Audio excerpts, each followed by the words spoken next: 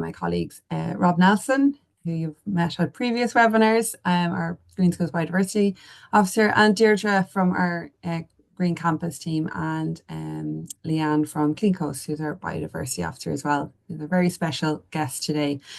Before we get started, just a quick note on some housekeeping. This webinar will be recorded and later available on our YouTube channel for those who are unable to join us today.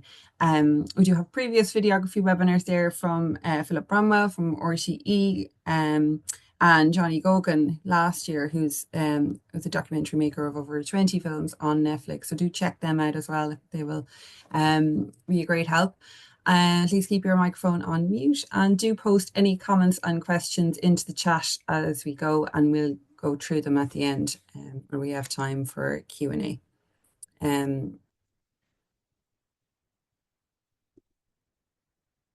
So just, I suppose, anyone who missed the launch webinar back in October, the Young Reporters for the Environment programme is run by FEE, the Foundation of Environmental Education, and it runs across second and third level.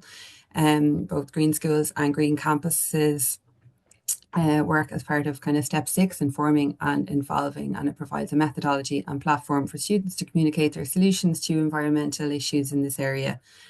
So if this varies from articles, videos, podcasts this year, as well as photo reports, which will be our next webinar. Winners have been featured on RTE News and published in the Irish Times last year. And we had our international overall fee winner as well last year in the video category, which we'll be looking at a little bit later on too. So the essence of the programme is to encourage you all to investigate a specific environmental issue, in your community and propose solutions, and then articulate the findings through the medium that you're choosing, today being video. And I suppose it develops that skill and knowledge around environmental issues, enhancing your communication skills, citizenship skills, individual initiative, teamwork, critical analysis, social responsibility, and leadership abilities. This year is the 30 years of YRE, so you can get more information on our website as to the background and history of YRE. There's over 495,393 young reporters in over 42 different countries, and the international website is a brilliant tool for resources and case studies, and to look at a lot of the international examples there as well.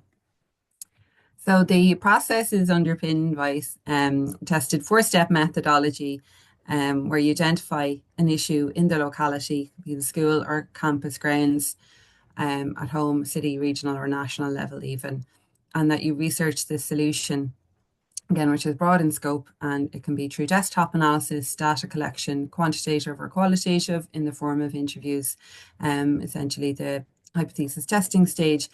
And then the purpose of highlighting the initial 2 steps is to focus on the importance of critical analysis and rigor in the journalistic process. So the 3rd step then involves creating your journalistic piece, be it article, photo, or short video, and then communicating these ideas. So this final step is dissemination, and it's a really important aspect. And there will be points awarded to this where you spread the message into the world in the form of your campus bulletins or newsletters, newspapers, social media groups, forums, local media, and even as far as RTE.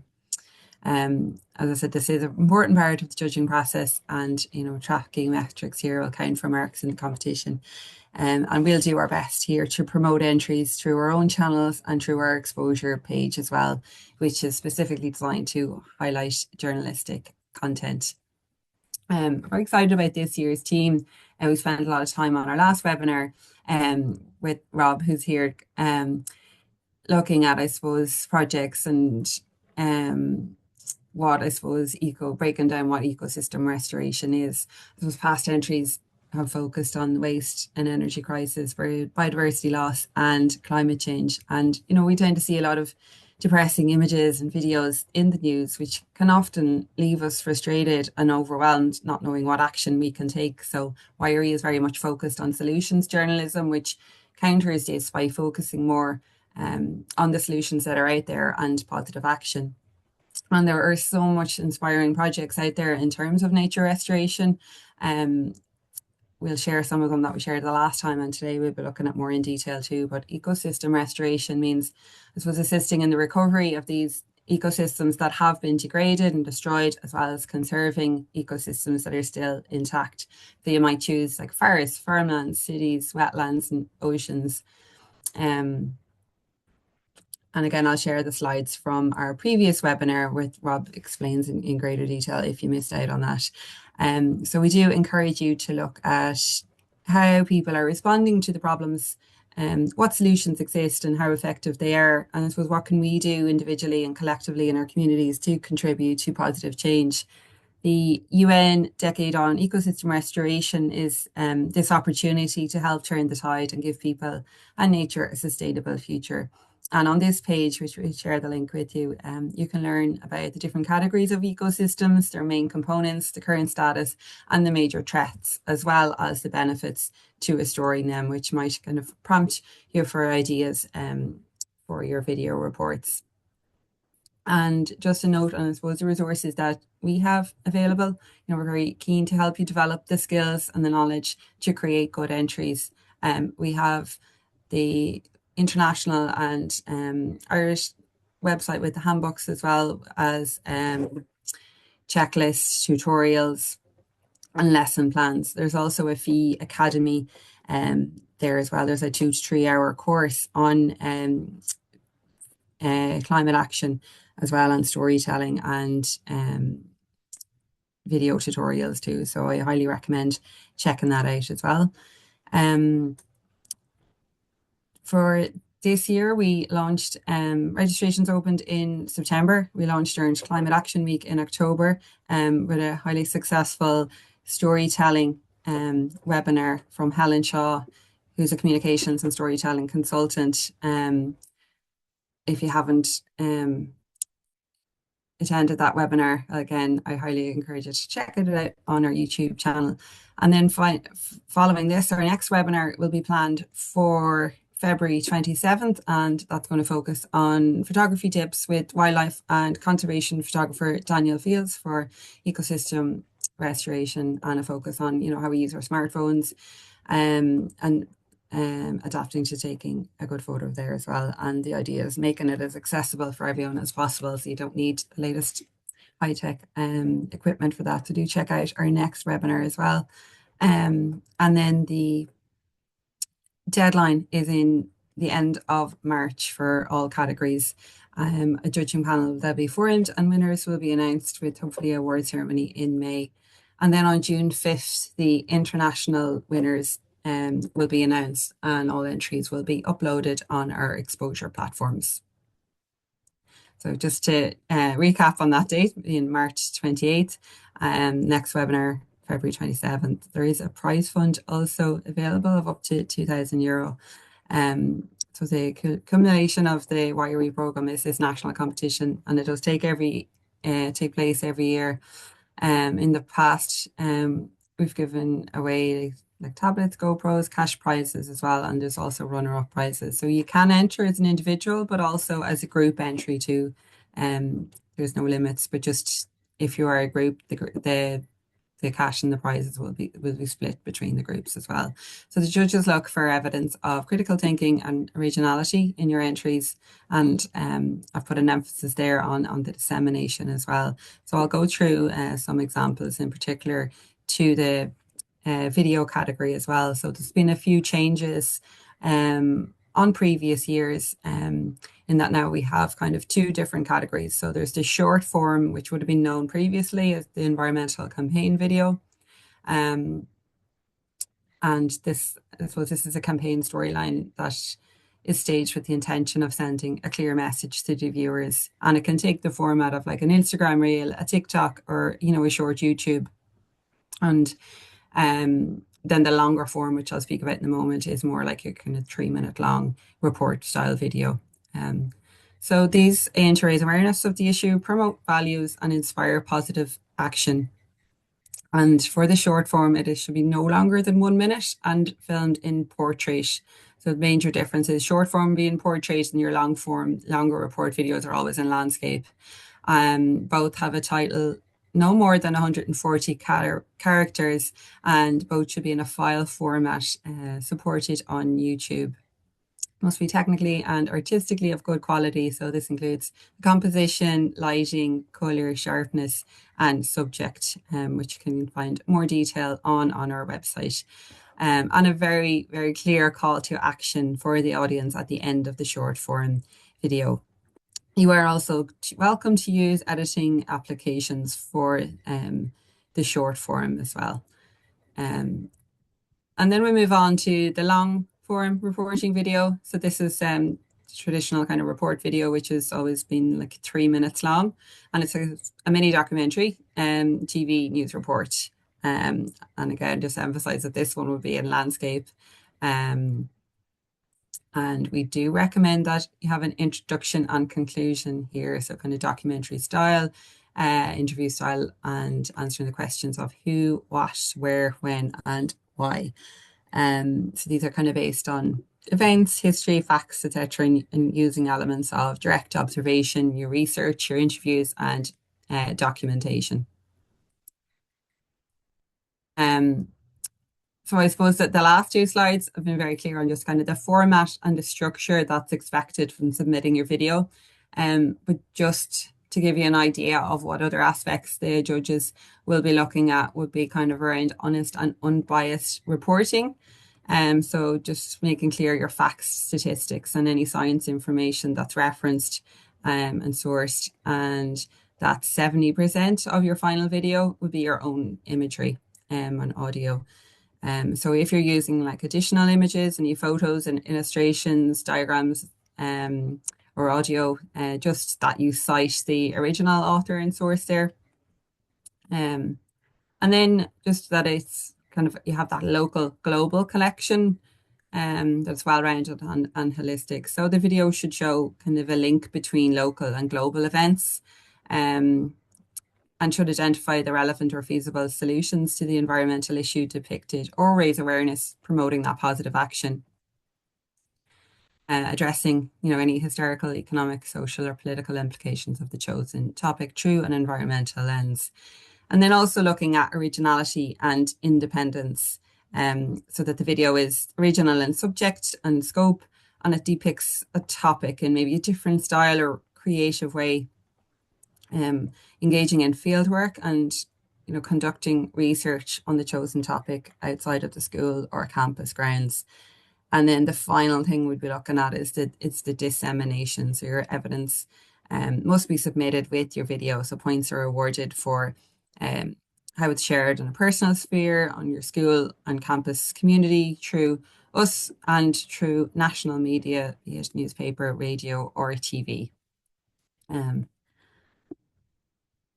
And I have included here, there's some examples of what judges have previously recognised as outstanding entries, both in an Irish context on the YRE exposure site, and then also, which I put the link in here and I'll share with you afterwards, but also this is a international YRE exposure platform too. So you can actually scroll through all the various different categories and find like videos for 19 to 25 years, or be it 15 to 18 years, and look at the previous winning entries as well, to see some examples there. So I am going to play the winning entry last year. This was from the 15 to 18 category from Piper's Hill College, and this actually came first overall in the international competition as well.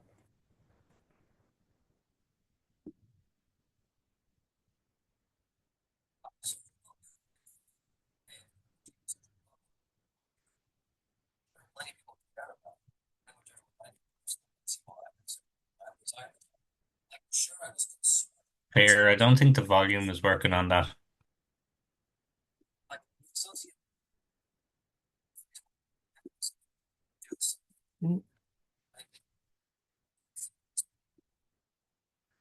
Let's just try that again.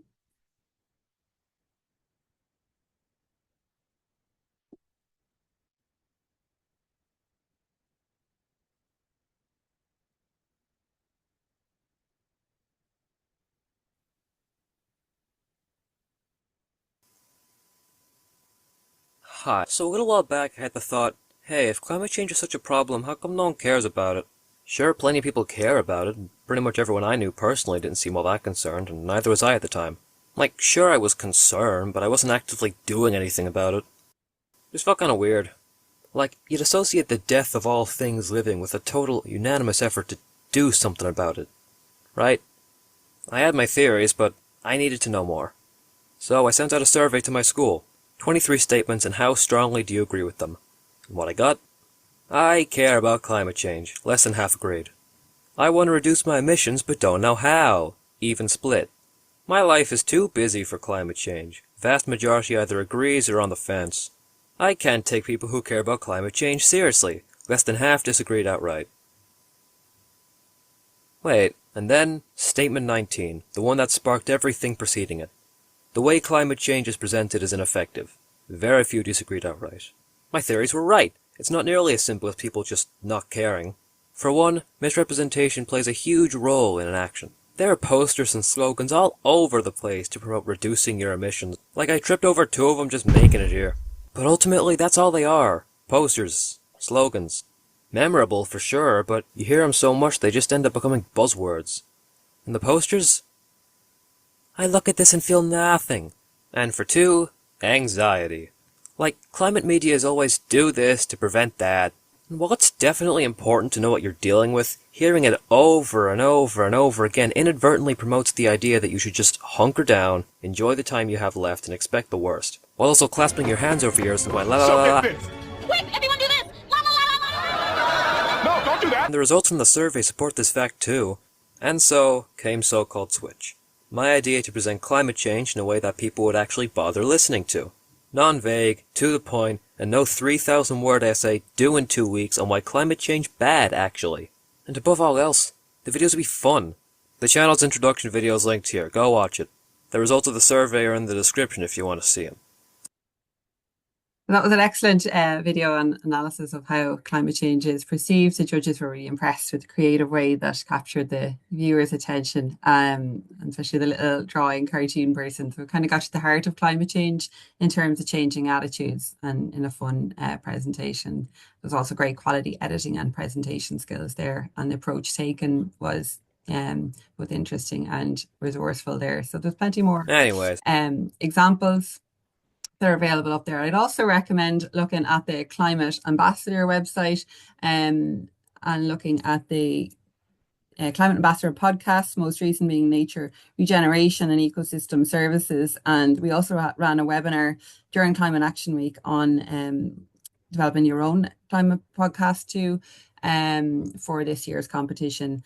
And there's also a great 4-part series on their YouTube channel too, to inspire you with it was made with the Heritage Council and the Biodiversity Network and the Climate Action Programme, highlighting resilience of nature, innovative efforts to preserve and enhance and to inspire you for your own reporting on ecosystem restoration. So projects from Barnell's, Bats, The Dark Skies and Pollinator webinars there. And just lastly as well on the Green Schools Biodiversity Week, we actually had a YRE winner, Martha Feely from Rush Community School, who spoke on her article on the New Zealand flatworm. So it's a really good webinar on invasive species if that was an angle you wanted to go down as well. So there are loads of resources available to you, and do get in touch if you have any questions. And I know I've probably gone over time here, so without further ado, I want to hand you over to Liane, the Clean Coast Biodiversity Officer. Thanks, Liane.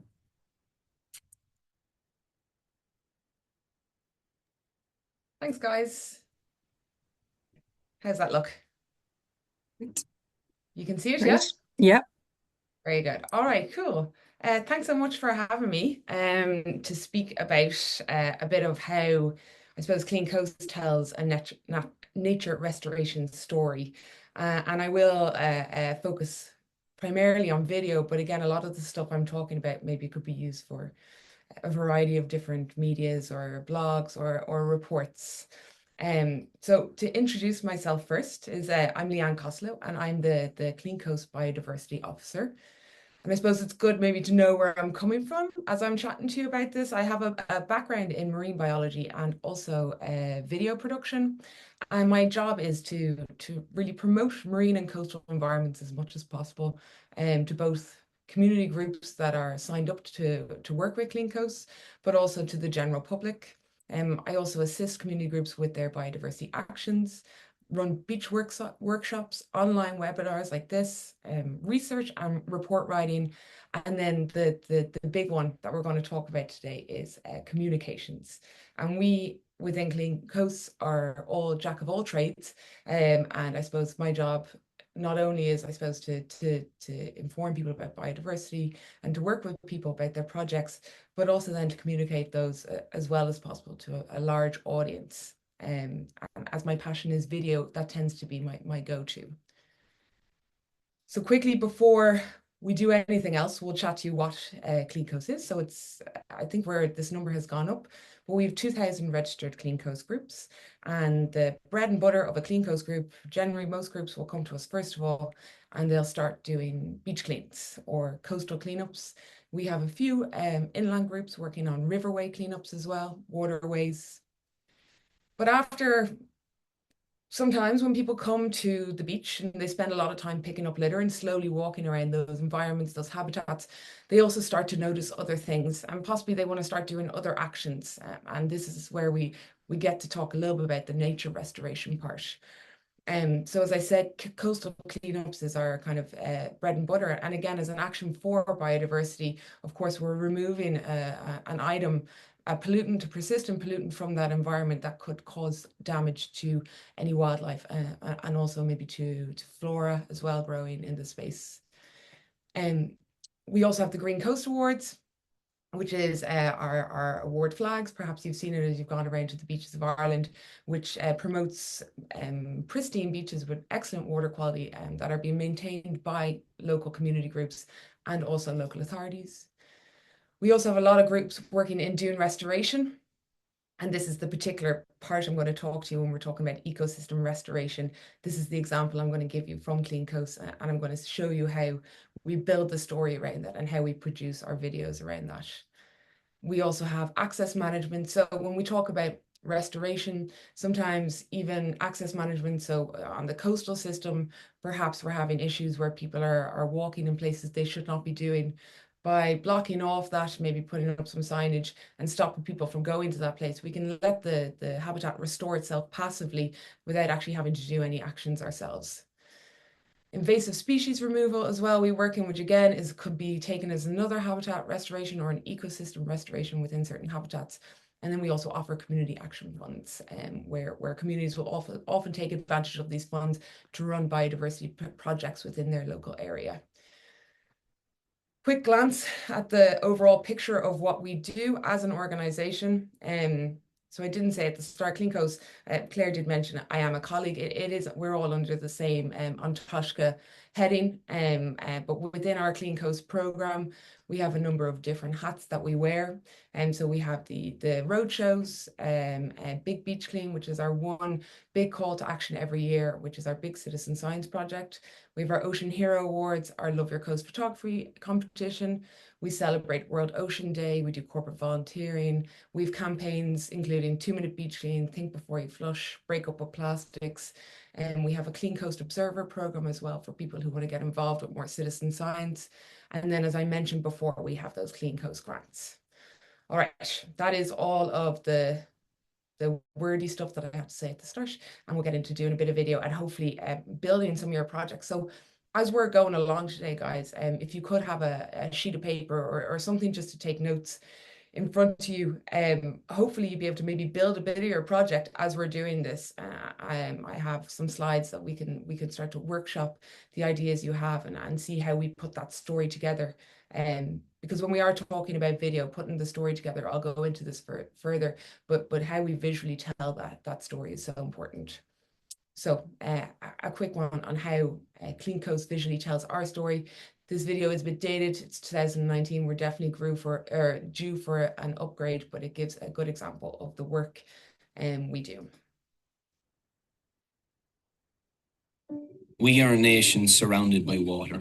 Whether it's the raging waters of the River Boyne, the tranquility of Loch Corrib, the fearsome Atlantic Ocean, or the Irish Sea, we are only ever a stone's throw away from the mesmerising calmness found in our waters. Ireland's beautiful coastline stretches over 3,000 kilometres and is unmistakably diverse, from sandy strands and coral coves to sheer rock faces and expansive dune systems.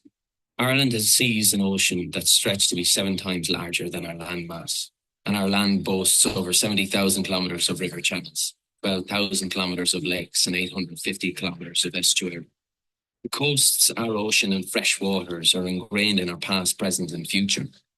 The strength and growth of the Clean Coast programme showcases the strong connection to our waters and seas. In recent years, we have all awoken to the issues surrounding our oceans and rivers. The fight to protect our marine environment is now on. Our Clean Coast groups are pioneering this fight here in Ireland. With over 900 Clean Coast groups volunteering their time to protect our coastline and ocean. Clean Coasts, at its core, is our incredible volunteers, carrying out thousands of cleanups annually and working tirelessly to protect our stunning Irish coastline. These are our advocates, our protectors, our enthusiasts, our educators, and more. 2019 was a year like no other. Our events and initiatives saw more and more people being drawn to Clean Coasts as a platform for having a positive influence on the coast and inland waters. This year, on all fronts, we were met with enthusiasm and innovation. We saw our Clean Coasts groups host numerous cleanups, welcoming all and being a source of knowledge for local people. They conserved and protected the fragile dune systems, ran events that raised awareness and celebrated our coastline, rivers and lakes. Clean Coasts offers a suite of initiatives to engage new and old volunteers alike, linking environmental efforts with the love of the coast, culture and community. To kick off the year, over 20 regional Clean Coast roadshows were run, connecting communities and planning for the future. At the beginning of the summer, we called on volunteers to be part of the Clean Coasts Week, a week set out where we gathered to clean the beaches. July saw the launch of Love Your Coast photography competition for the 10th time, allowing us to revel in the amazing beauty and vitality captured over the past decade from all across the Isle of Ireland. The Big Beach Clean, an international citizen science weekend, happened in September throughout the globe, with more than 100 countries worldwide getting involved. Here in Ireland, volunteers organised and partook in over 300 cleanups and recorded marine litter data throughout that weekend. We finish off the year with a celebration of our Clean Coasts groups with our Ocean Hero Awards. The awards bring to the fore the remarkable work of the Clean Coasts volunteers and highlights the outstanding community and personal spirit found across Ireland. There is no silver bullet to solve the issues facing our environment, but as communities combine, our efforts show the magnitude that each positive action can have. Be part of Clean Coasts.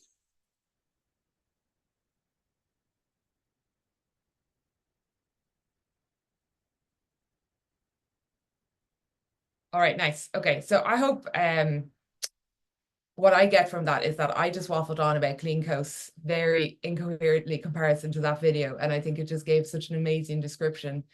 And I think that's the power of video for me especially. Like, I think why I'm drawn to it is it just gets the message across so easily, and it's so powerful. It's such a powerful tool. We saw the past winner previously that Claire was playing there, and the power of that video, the nuances, the humor, and everything that comes through through, I suppose, both visual and word is just huge. And I'm a real advocate for using video and mixed media for I suppose promoting messaging, and especially, well, I'm very biased towards the marine environment and the coast. So if I could convince one of you to do a project on that, happy days.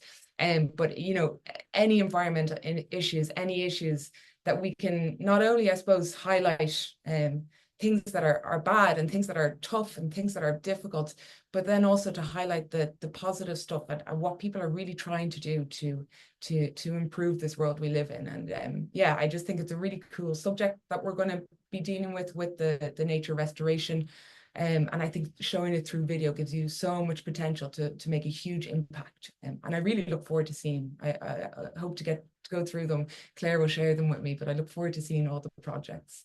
So don't get distracted. I'll keep going. So build our story. So basically, I'm going to use what we just saw there.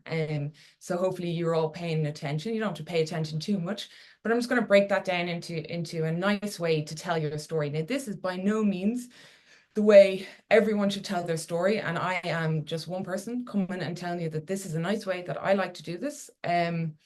There will also be certain ways that I suppose as an organization, we have to brand ourselves, we have to put ourselves out there. And definitely the videos that I'm going to show you maybe lack on the reporting side of things, and more so maybe just highlighting the restoration or the projects or the actions that are happening. So don't take this as the be all and end all, but maybe it's a way to do your project. And this is where, if you would like, you could maybe start writing down your own ideas, and you could take down these headings. And as we go through each heading, you could potentially fill in what you think you could, just one or two bullet points, what you could focus on for your own project if you've thought of something. If you haven't thought of anything else or anything yet, do please consider the marine or coastal environment, because it needs all the promoting it can get. So first, if we look at that video, we set the scene. So we did Ireland's magnificent coast. We had this lovely footage, drone footage around the coast. We had some waterways as well, which I didn't mention, but I should have put them in there. But we're looking at kind of, the areas that we can have an impact, okay? After that, then we looked at our conflict and our focus. Or I think I've put this in other slides as our heroes. So the conflict we looked at was marine litter and the issues that it causes. And then the action, the hero or our focus was the actions of Clean Coast volunteers and what they're doing to improve that. The big action that we focused on throughout. So again, if you're thinking about this is nature restoration, this is when you start talking about your actual nature restoration project. So for this, it was slightly different. It was a description of a full year of Clean Coast actions, and then what to do next. So that call to action at the end was to join a Clean Coast group. And hopefully all of the messaging prior to that has been so impressive that you will actually get people to act on that call to action. So again, as I said, we're going to try and build your restoration story in real time as we're going along here. And I'll keep an eye on the time to make sure I'm not too slow. But so yeah, that first heading set the scene. And then I've changed it there to our hero and the conflict. And so that is who we're focusing on now. Our hero could be a person, it could be a place, it could be a plant, it could be an animal, it could be a thing, whatever it is. But then the action, so what's the actual process that we're looking at? What's the actual restoration project or how are we looking to restore that environment? And then what's that call to action? What do we do next? So a quick run through of again, trying to encourage you to get enthusiastic about the marine environment. But many might not know that actually the real map, this is the real map of Ireland. So our territory, actually, sorry, land-based territory is obviously confined by the boundaries of our coasts, but then that marine territory expands way out into the Atlantic, and we're hitting, over one of the deepest parts of the ocean, the Porcupine abyssal plain down on the left corner of the furthest corner of that map there. And it's just this huge territory that we have, and we're also responsible for this environment. Now, as we talk about, I'm going to mention habitats. I'm going to ask you a few questions on habitats, but just to do a quick definition, we have in ecology, a habitat can refer to two things. So it's either the habitat of a species, so that's everything that a species needs to survive and successfully reproduce and thrive within its habitat. You can think of, I've got a lovely picture of puffins. This is actually from our Love Your Coast photography competition, Sean Patterson's. He was shortlisted for the wildlife category. It's a horrible picture because he's got a piece of litter in his mouth, but it's an amazing capture to get.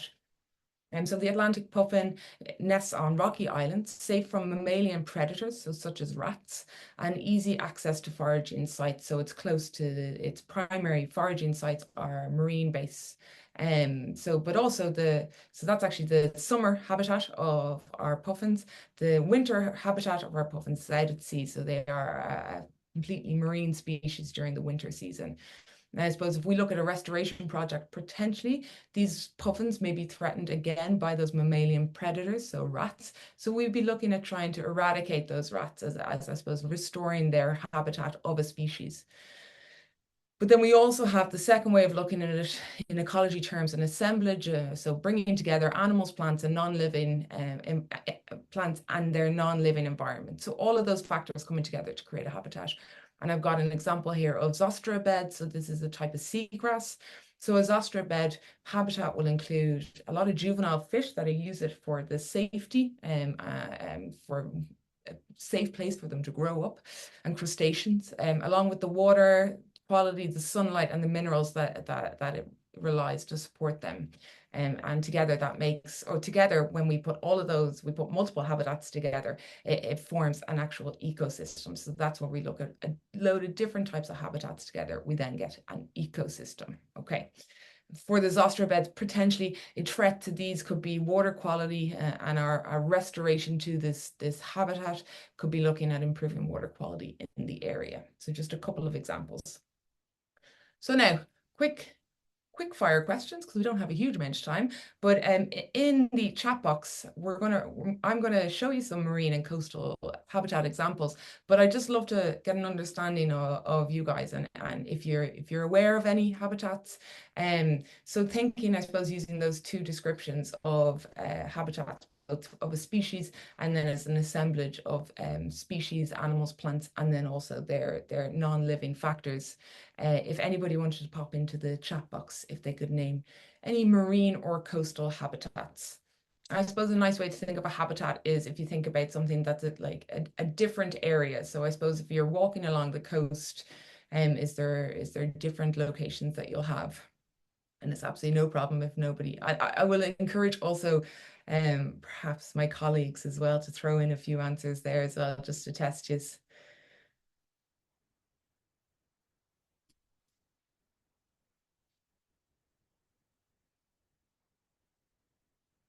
Sure, very good. The seashore line, very good, perfect. And actually within, I suppose, rock pools, perfect. So rock pools, I think, you have these really small habitats, okay, because they're on this, they're on the seashore, but then again, they're even smaller little habitats, and individual places, and they have their own factors, different water temperature, different levels of salt within the water. That means that the species, or that those species that live there rely on. Seagrass, perfect. We went through it. Rock pools, coral reef. Thank you, Amy. Mo, coral reef, marshland, seashore, perfect. Rock pool, seashore. And if you think about the seashore as well, the variety of seashores we have, I suppose we have sandy, we have muddy, we have rocky, we have gravel. And all of these are different habitats, and different species rely on them. And it's so essential. We can't just think about maintaining, I suppose we're talking about ecosystem restoration, but perhaps even we need to be looking at a smaller level, down to even habitat restoration, and ensuring that we maintain all these variety of habitats for the most success when we talk about biodiversity. Deep sea transits, perfect. Kelp forests, yeah, nailing it. Okay, there's loads there. Really good. Thank you so much, guys. Yeah, so we'll just, I'm pretty sure I'm preaching to the choir here. We all kind of know these, but just to run through a few, we've got coastal waters, intertidal zones, so that zone between the low tide and the high tide. We've got rock pools were mentioned, estuaries. So estuaries will have a different level of salinity because you'll have fresh water then meeting the salt water from the marine, and the fresh water from our river water coming together. And that makes a very different habitat, and different species will be able to survive there rather than ones that are solely marine or solely fresh water. We've got our open ocean. So the birds, we were talking about puffin and relying on that. That is a huge foraging ground. But even on the open ocean, we start to then, with the top of the ocean, we've got pelagic drifters like goose barnacles hanging onto planks of wood, or our violet sea snails, which create a bubble raft that they float on the top of the water. But then we start to look at the water column, and we've different levels. We've got our epipelagic, which goes down to 200 meters, mesopelagic down to 1,000. bathysimal down to 4,000, and then the abyssal down to 10,000 meters. Okay, so all of these have different levels of light, different qualities, and different non-living factors that these animals rely on, and they're all very different habitats, and as such require very different protection. And they all are due protection as well. That's the thing. For our coast, this is just some small examples.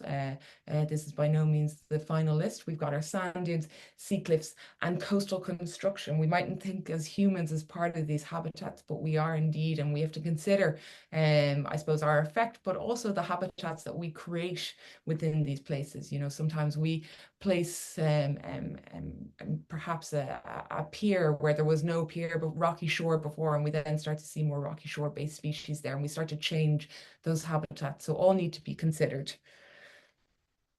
Now, the one we're choosing for today is we're going to talk about Ireland's dunes. So this is going to be my set the scene. This is where I'm heading for. So our dunes are have been developing for 5,000 years, and they originally, the sand from these is from great glacial deposits. So our glaciers at the time moving through rock, grinding it down into sand particles, and then depositing it before it ends up into the sea. They're shaped by tide and wind throughout this time to become the dunes that we see today. And what's really important about them is that they are a dynamic system. So they are ever changing. They are both ever changing seasonally. So between winter and summer, they will look different. Between one year to the next, they will look different. Between centuries, they will look different. They are ever changing, and that's an important part of them. And that's a really important part of the habitat, is that it does move quite a lot. It protects us from storms and provides a unique habitat. So when I talk about that kind of protecting from storms and the importance of that movement, we see the front of the dunes, the embryonic dunes, and to a certain extent, maybe the marram dunes as well, during the winter season, during high tides and big storm action, that can actually disappear completely. But it'll take the brunt of the storm action and protect, you know, whatever living life is behind, us included as well. And then during the summer season, it will build back up again under the correct conditions. But again, this dynamic nature of the dune system is really important for both us and also the habitat itself and the species that rely on it.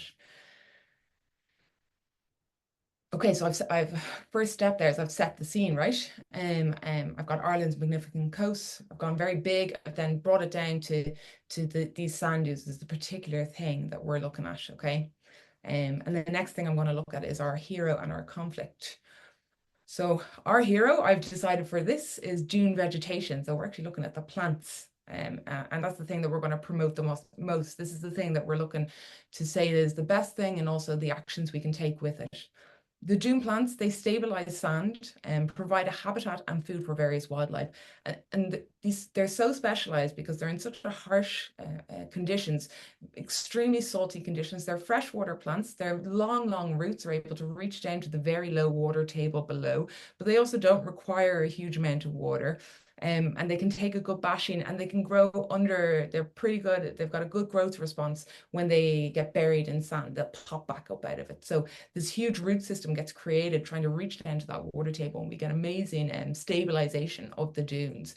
And again, if these dunes, just to show the next one, if these dune plants, these specialized plants were not there, if we can see this diagram here where we have a bare patch in the middle of our embryonic dune at the front, or perhaps even this could be a marram dune where the embryonic dune is no longer existent. When we have those heavy winds, heavy storms, whatever it is, we can end up losing the sand because there's nothing there to hold it in place. This is unfortunately accelerating around Ireland's coastline at the moment, and it is due in part to climate change, probably mostly due to climate change and the increased storm forces and also our rising sea levels. But then there's also a huge impact of humans and inappropriate activities. So, you know, excessive trampling within dunes, and these plants aren't able to grow, or people actually removing the dune vegetation and these plants not being able to grow. And yeah, so I suppose there's effects that are outside of our control that are causing it, but there's things that we're doing that are accelerating it as well. And perhaps we can change this behavior, or we can inform people enough that they will change this behavior. So just a quick, I suppose, to bring it back to the overall picture as well, and I've got the overall current assessment for nature in Ireland. I would like you to vote, so you can go 1, 2, 3, 4, 5. So we've got 1 being very good, all the way to 5 being very poor. And again, I'll ask my colleagues to join in.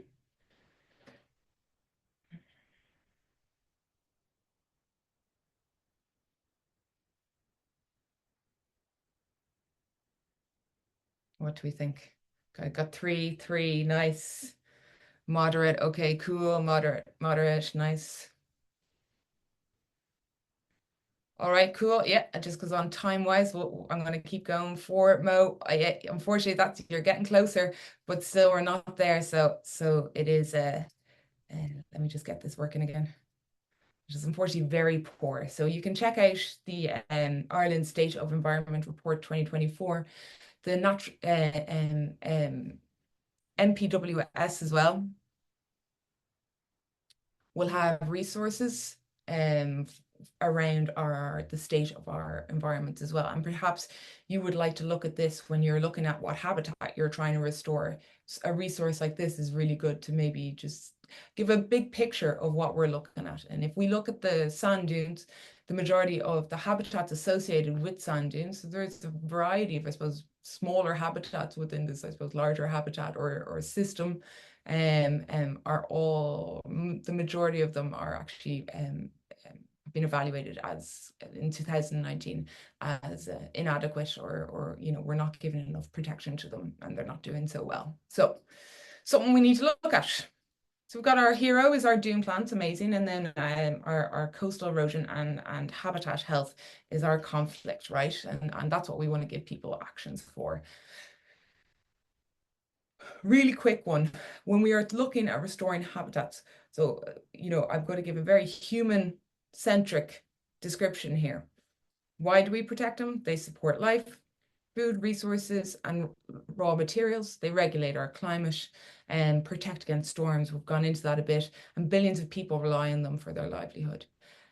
But it's really important not to get caught in human-centric approaches when we're talking about restoring habitats. And I encourage all of you to have a look at this and consider this quite often when you're talking about your project or what's happening, is that we don't want to have that ego approach where we're a human at the top of the pyramid, that we're, I suppose, this godlike character able to kind of fix all problems, but to actually understand that we sit within an ecosystem and we have a place, but as does everything else, and we need to respect that. And especially when it comes to nature restoration, we really need to respect that quite often nature is much better at doing its own restoration than us humans are. So yeah, just to remember that as we are doing our projects. Just that's a quick caveat. So our dune restoration overview, Clean Coast Group started in 2006, just to show you what we've been doing. We've got over 40 projects completed. I think that's jumped up to nearly 50 now with the past year. We provide planting guidelines and workshops, so you can see our work, our guidebook to the left there. And we help with advice on access management and fencing and signage advice. So one of the things we would say, as I said before, the system itself is quite good at looking after itself. So sometimes just access management is enough to restore that habitat. And then community education is huge for us. Just going to play you a short video of one of the projects we have worked on.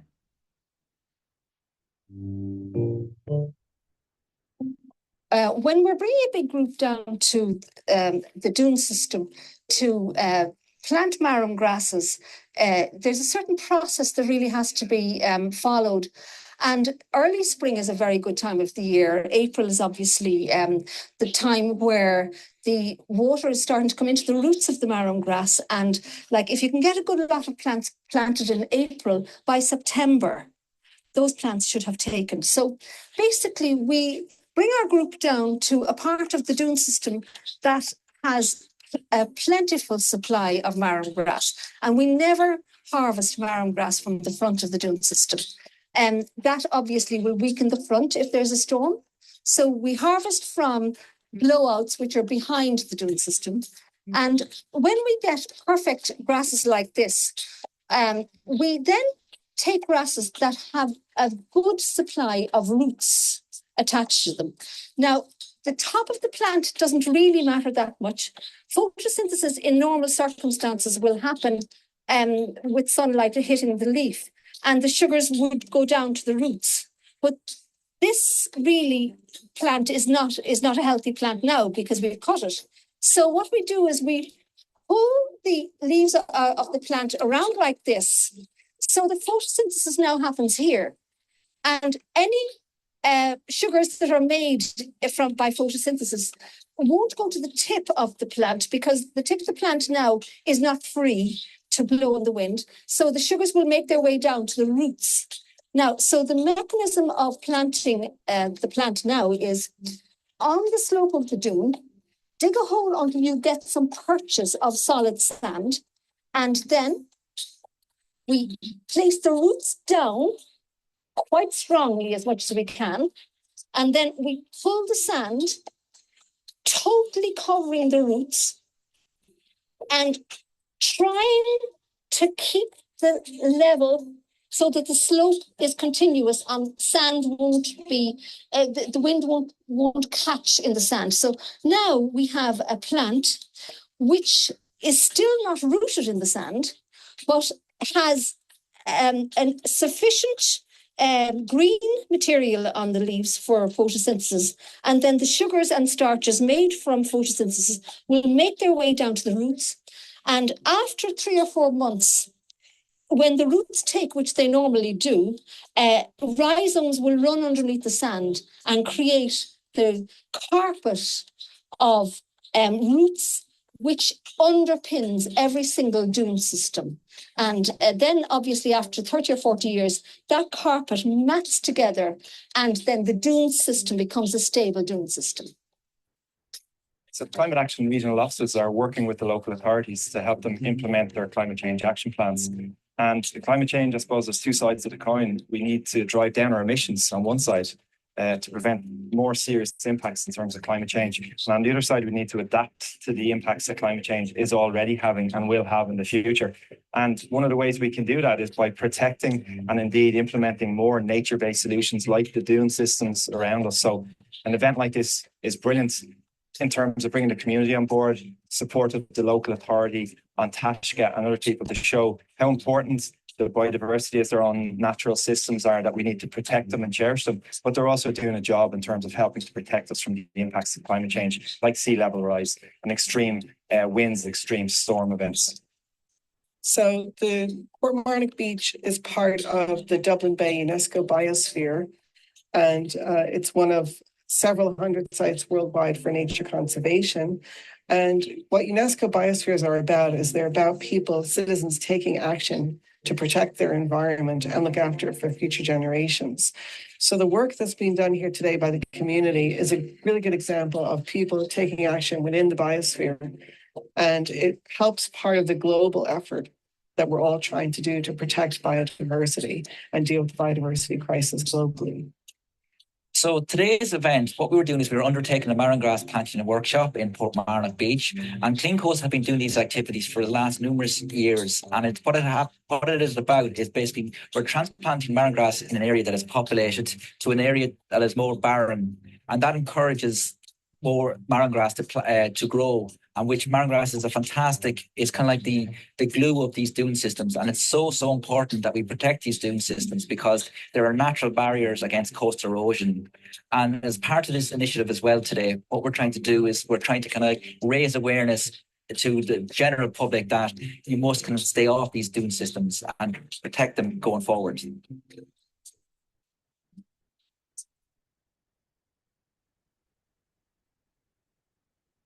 Nice. All right, so that was oh no, I'm going to play again. Don't want to do that.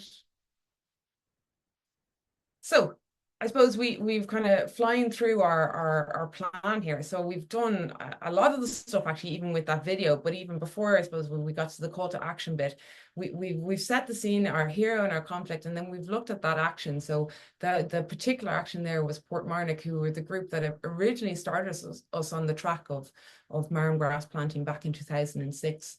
And we're looking at what action that they're doing and how they're planting it. Now, it's a very informative video, right? Maybe it's a bit too, maybe it's looking more at the process, and maybe that's not exactly the style you want to do. But again, it's just another option, and it's just showing what groups are doing out there. So what to do next? We quite often use a lot of social media. Please do follow us at Clean Coast for our information campaigns. But around World Sand Dune Day, which is the last Saturday of every June, we tend to do a large online campaign with videos such as this one.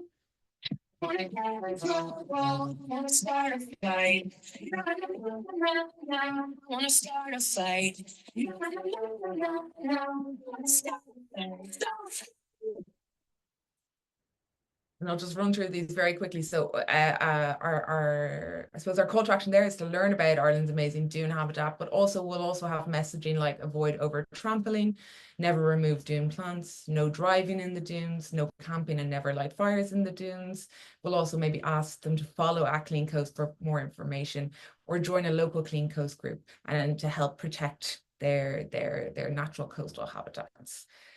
Now, before we finish up, I just have a couple of advice for, I suppose, editing software, because I think this sometimes can be difficult for people.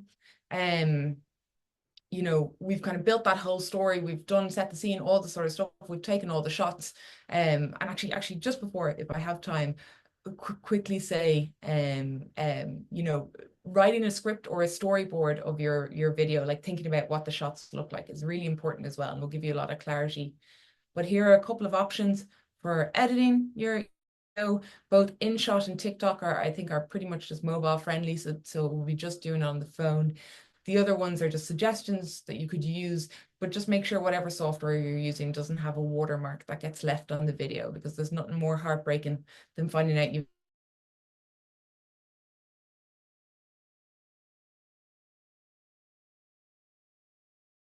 I tried to end all of my slides with this. These are all of the organizations, and I'm sure there's even more that I haven't included here. This slide is getting more and more out of control every time I update it. But if you are interested in marine environment and finding about different projects, these are a lot of the good guys to go to, or they can send you in the right direction. So that's it for me. And if there's any questions, you can shout now. I think a lot of people have left. If anybody wants to directly get in touch with me, Claire, there's no problem as well. I can have a chat with people. So if they give you an email, you can send on my email address or direct them towards me. Yeah, that's great. And I wish you all the best of luck with your video projects. Thank you so much, Liane. You really kind of set the scene there and kind of creating like a storyboard there for where to start and conclude with the video projects. And I suppose you know, today is all about kind of inspiring on projects around ecosystem restoration. And if you want kind of further tutorials on kind of technical sides of the videos as well and making videos, we do go to our playlist channel on our YouTube for videos too. And I will share some links by email with everyone afterwards too. And if you have any questions for us, yeah, do pop me an email. And thanks so much for everyone giving up their lunch break today, and we look forward to seeing everybody on February 27th. We hope you can join us then. And thanks again, Liane. It was so inspirational, and I'm sure there's going to be plenty of marine based restoration projects this year, I hope. Brill. Thanks very much. Thank you.